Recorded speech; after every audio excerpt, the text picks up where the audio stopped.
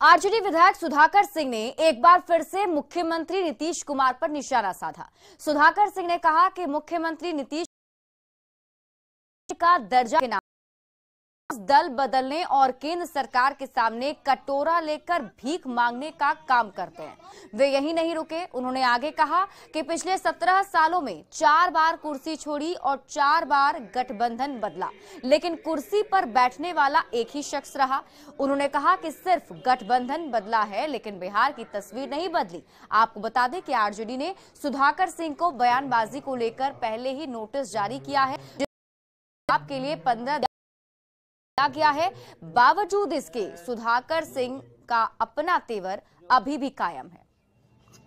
पिछले दरवाजे से राजनीति करने वाले लोग, विधान परिषद के जरिए सत्ता की राजनीति करने वाले जोड़ तोड़ में शामिल लोग प्रमुख पदों पर बिहार की सरकार में बैठे, कोई चिंता नहीं। सत्ता में बैठे हुए लोग कितने छोटे कद के हैं, इसका अंदाजा इसलिए लगा सकते हैं कि रोज बिहार के विकास के लिए एक विशेष राज का नारा लगा करके रोज दल बदल करते हैं, रोज गठबंधनों को बदलते हैं। पिछले 17 साल कुर्सी छोड़ 4 बार बदला, व्यक्ति वही रहा, पद भी वही रहा, केवल गठबंधन बदलते रहे, बिहार का तकदीर नहीं बदला।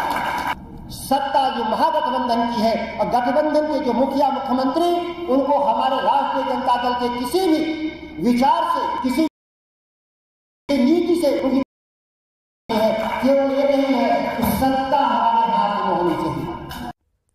और एक बार फिर नीतीश कुमार पर सुधाकर सिंह के हमले के बाद राजनीति गर्मा गई है। विरोधी बीजेपी जहां नीतीश कुमार पर निशाना साध रही है, वहीं सत्ताधारी दलों के नेता बचाव की स्थिति में हैं और सुधाकर सिंह के बयान को कोई गंभीरता से नहीं लेता है।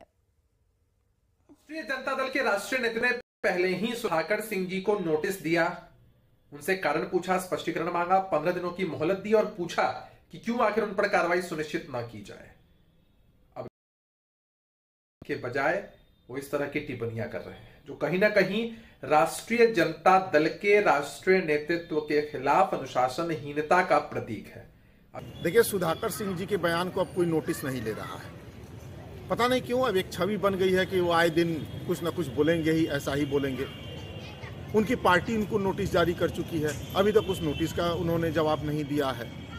तो अब सुधाकर सिंह जी के किस बयान पर क्या गंभीर बात की जाए?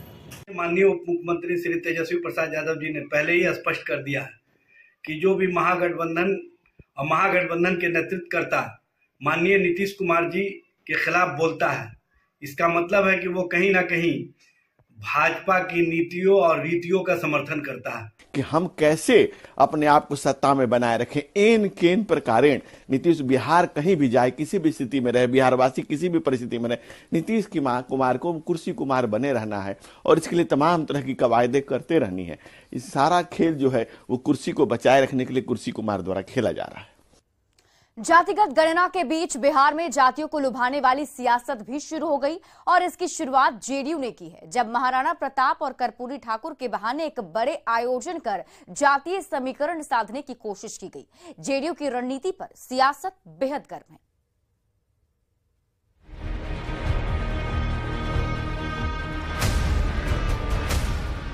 बिहार में जातीय गणना का काम चल रहा है। कौन किस जाति का है, ये पता करने की कोशिश सरकार की ओर से की जा रही है, लेकिन इसी के साथ महापुरुषों को याद करने के बहाने अब बिहार में सियासत भी खूब हो रही है।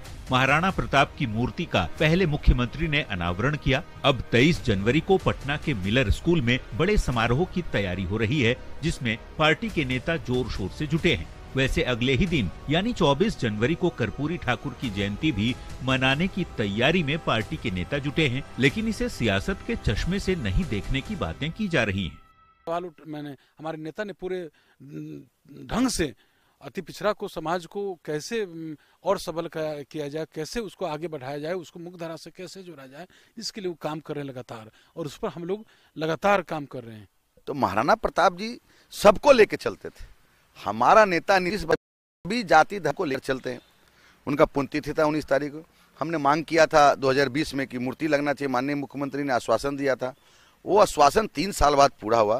पटना के हार्ट ऑफ द सिटी में लगाएगा, जिसका उद्घाटन माननीय मुख्यमंत्री नीतीश कुमार जी की, उसी के उपलक्ष्य में स्वाभिमान दिवस।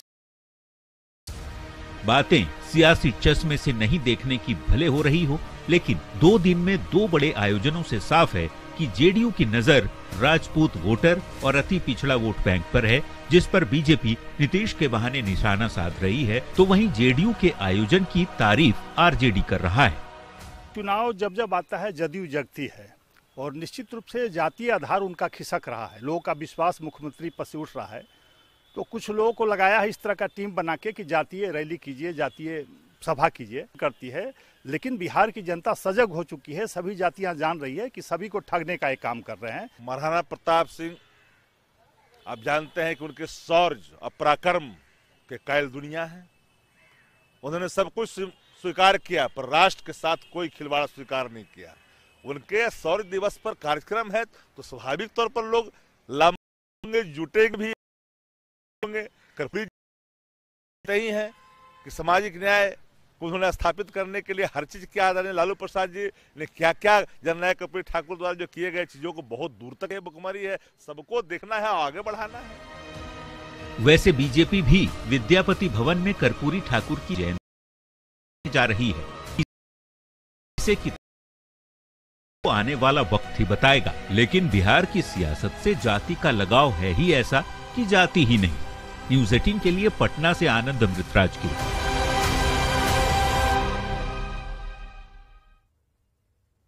और इसी बीच रुक करेंगे एक बड़ी खबर की। पटना से बड़ी खबर है, वाणिज्य कर विभाग का छापा पड़ा है। पूरे राज्य में छापेमारी हुई है। आपको बता दें कि टैक्स चोरी को लेकर ये छापेमारी की गई है। निबंधित मैरिज हॉल पर छापेमारी की गई, जिसमें करोड़ों की टैक्स चोरी पकड़ी गई। गोपालगंज, पूर्णिया, इसके साथ ही दरभंगा, भागलपुर और मुंगेर में भी छापेमारी की गई। कटिहार, सासाराम, सिवान में भी छापेमारी हुई है और मुजफ्फरपुर, मोतिहारी में छापेमारी की गई। इसके साथ ही रक्सौल, बेतिया, सहरसा, लखीसराय में भी विभाग की तरफ की गई है, जिसमें हॉल में टैक्स चोरी का आरोप लगा है। छापे में टैक्स की करोड़ों चोरी का आरोप इन मैरिज हॉल पर लगा है, जिसमें वाणिज्य कर विभाग ने कई सारे कागजात भी जब्त कर लिए हैं। मैरिज हॉल का रजिस्ट्रेशन रद्द करने की भी अब कार्रवाई की जाएगी। विभाग की 36 के अलग अलग जगहों पर छापेमारी की है। पटना संवाददाता संजय कुमार अधिक जानकारी के साथ जुड़े हुए हैं। संजय, क्या है पूरी जानकारी? देखिए, ये सेकेंड फेज में एक्शन लिया गया है कर विभाग द्वारा। इसके पहले भी जो मैरिज हॉल थे, बैंक्वेट हॉल है, उनके खिलाफ कार्रवाई की गई थी और करोड़ों की चोरी का क्या हजारों में है। तो ये सेकेंड फेज में 36 टीमों का गठन किया गया था वाणिज्य कर विभाग द्वारा, और अब जो रेड किया गया है उसमें एक बार फिर से करोड़ों की चोरी का खुलासा हुआ है। सबसे बड़ी बात यह है कि इनका रजिस्ट्रेशन रद्द नहीं होगा। इन्होंने एक्चुअल में रजिस्ट्रेशन करवा लिया वाणिज्य कर विभाग से और बाकायदा इनके यहाँ बिजनेस चल भी रहा, और इसके बाद इन्होंने अपना रजिस्ट्रेशन रद्द करवा लिया खुद से। और रद्द करवाने के बावजूद इन्होंने ये शो किया कि इनका जो प्रतिष्ठान है वो बंद है, और इसकी आड़ में, बंद की आड़ में ये लगातार अपने यहाँ सारे कार्यक्रम करवा रहे थे, पैसे की उगाही कर रहे थे और वाणिज्य कर विभाग को एक पैसे नहीं दे रहे थे। तो एक बड़ा मामला है, एक बड़ा खुलासा फिर से देखना होगा इसमें आगे क्या एक्शन होता है। लेकिन एक बड़ी कार्रवाई वाणिज्य कर विभाग ने और करोड़ों की चोरी का खुलासा किया है कि किस तरह से टैक्स की चोरी यहाँ चल रही थी। जी चलिए, आप इस पूरी खबर पर नजर बनाए रखिए। बहुत बहुत शुक्रिया तमाम जानकारी के लिए संजय।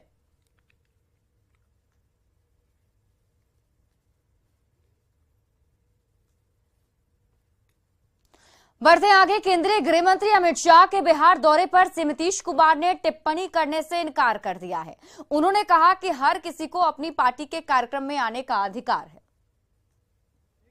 अमित शाह आ रहे हैं 22 फरवरी को बिहार पटना में कार्यक्रम में शामिल होंगे। बीजेपी की तरफ से लगातार जो बड़े नेता हैं वो बिहार पार्टी को कोई कार्यक्रम करने का अधिकार होता है। सब पार्टी अपना अपना कार्यक्रम करते रहती है, कोई खास बात नहीं।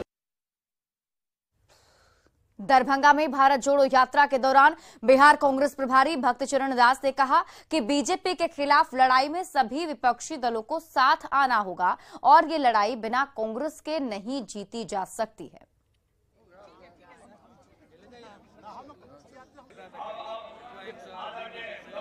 विपक्ष के साथ जितना हम जोड़ना चाहिए जोड़ रहे हैं, सबको स्वागत है। विपक्ष में दमदार होना चाहिए। नीतीश जी और राजद के नेता तेजस्वी जी जैसे दमदार होके आए ना जोड़ के, उलझा करके नेता कौन होगा ये शुरुआत में क्यों? पहले तो काम करो, कर्म करो। मेरा नेता राहुल गांधी कर्म कर रहा है, चुनाव का प्रचार में नहीं है। चुनाव महत्व नहीं है, देश को बचाना महत्व है। इस बात को कब समझेंगे? सारे विपक्ष को ये बात को समझने की जरूरत है। और आज कांग्रेस माइनस कोई काम नहीं हो सकता। अगर देश बचाना चाहते हो बीजेपी के कंधल से, बीजेपी की नफरत से, तो आपको कांग्रेस के साथ सबको जुड़ना होगा।